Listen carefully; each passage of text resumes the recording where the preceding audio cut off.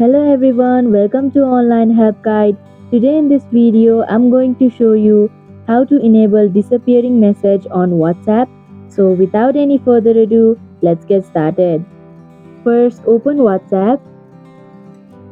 Now tap on the chat you want to disappear the message. Click on the three vertical dots in the top right corner. Here you can see disappearing messages option. Click on it. Here you'll get to choose the amount of time in order to disappear the messages. Here I'll go with 24 hours. And that is how you can enable disappearing messages on WhatsApp. Thank you for watching Online Help Guide.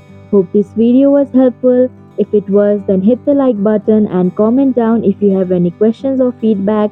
Also, if you are new to our channel, subscribe and hit the bell icon so that you don't miss our upcoming videos.